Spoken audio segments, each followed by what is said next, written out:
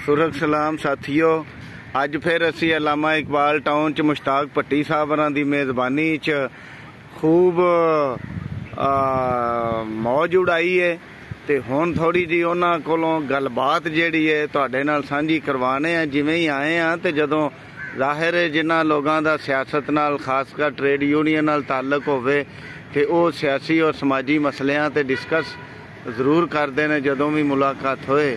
ते अज आंदियां ही भट्टी साहब नाल जिहड़ी गल होई वो बिजली दे बिल ते होई है ते जरा पुछने आ तुहाडे सामने भी लैके आने आ भी की बिल आ गया है ते की मामलात ने इस मुल्क दे। जी भट्टी साहब बिस्मिल्लाह। अस्सलाम वालेकुम जी। खैर होवे। Welcome comrade ji. Thank you. गुजारिश ये वे कि साडे मुल्क पाकिस्तान दे वजीर आज़म जनाब मियाँ शहबाज शरीफ साहब ये फरमाते सन कि ये पाकिस्तान दे विच जिहड़ा हुकूमत लोग कर रहे ने वो हुकूमत करन वाले जिहड़े सन जिहड़े मियाँ शहबाज शरीफ तो पहला हुकूमत कर रहे सन।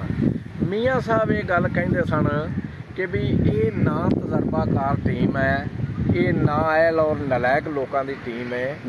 उस तो बाद मियाँ साहब नूं अल्लाह ताला ने मौका दिता, मियाँ साहब मुल्क पाकिस्तान दे वजीर आज़म बने और जदों वजीर आज़म बने तो बड़ा भरपूर तरीके दे नाल मुल्क दीयां तमाम सियासी पार्टियां ने उन्हां नूं वजीर आज़म बनाउण दे विच बड़ा अहम किरदार अदा किया। सिर्फ एक पार्टी उन्हां दे नाल नहीं सी जिहदा नाम PTI सी। अच्छा, जिस वक्त मियाँ साहब एक तजर्बाकार टीम एक हुकूमत नूं चलाउण वाले मंझे हुए सियासतदानां नूं लैके जदों इस मुल्क दे उत्ते हमला आवर होए ने, जदों इस मुल्क दे उत्ते कब्जा कीता ने और वो जिहड़ी टीम आई जिस टीम नूं उन्हां ने किसी नूं रेलवे का मिनिस्टर ला दिता, किसी नूं बिजली का ला दिता, किसी नूं पानी का ला दिता, किसी नूं गैस का ला दिता। ते वैसे उंज मियाँ साहब तुहाडी तजर्बाकार टीम ने सानू फाकियां ते मजबूर कर दिता जे, वो सानू रोण पिटन ते मजबूर कर दिता जे, वो साडियां खुदा दी कसमें जेबां खाली हो गईयां जे।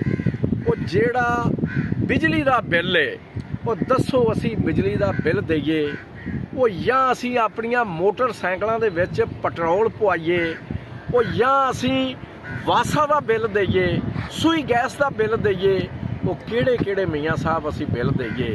वो साडे कोलों तां डिस्प्रीन दी गोली लैके खानी भी मुश्किल हो गई है। वो कित्थे वे जनाब दी तजर्बाकार टीम जिन्हें डॉलर नूं थले लैके आना सी, जिन्हें चीनी दा रेट घटाना सी, जिन्हें घ्यो दा रेट घटाना सी, और जिन्हें दालां सस्तियां देनियां सन, और जिन्हें आटा सस्ता देना सी, और जिन्हें चावल सस्ते देने सन। वो जनाब दी तजर्बाकार टीम जिहड़ी है वो इस मुल्क पाकिस्तान दी मेरे वर्गे गरीब लोगों की सफेद पोश लोगों का वो खाना खराब करके ते रफू चक्कर हो गए ने।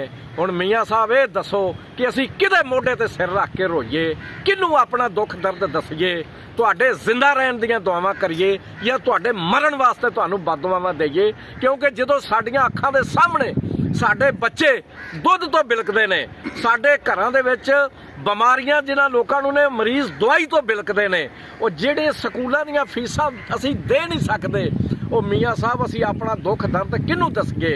वो मियाँ साहब तुसीं ते आंदे हो ना कि बई मैं हुण वापस आ रहा, मैं ये गल आना वा तुसीं वापस आओ, मगर इन्हां लोकां दीयां जिहड़ियां बददुआवां ने इन्हां नूं भी फेस जनाब ने करना है। तो जनाब की जिहड़ी तजर्बाकार टीम है मेरी ये दुआ होगी कि वो तो इस मुल्क च आना चाहते हैं। मैं ना अल्लाह ताला इन्हां नूं दुनिया तो चुक लाया इस तजर्बाकार टीम नूं जिन्हें गरीबां दा जिउणा तो दूर की गल है, अल्लाह पाक की कसमें मरना भी मुश्किल कर दिता है। बहुत मेहरबानी जी अजीज मुस्तफा। तेरी तिजोरियों की खैर हो कुछ तो ख्याल कर, गुर्बत को मेरी किस्मत का हाल बनाने वाले। वाह। कोई भी हो मुजरिम चोर या महकमेदार, सभी है दिल पे लगी चोट जगाने वाले। वाह वाह वाह, बहुत शुक्रिया अजीज मुस्तफा, बहुत शुक्रिया मुश्ताक भट्टी साहब, थैंक यू।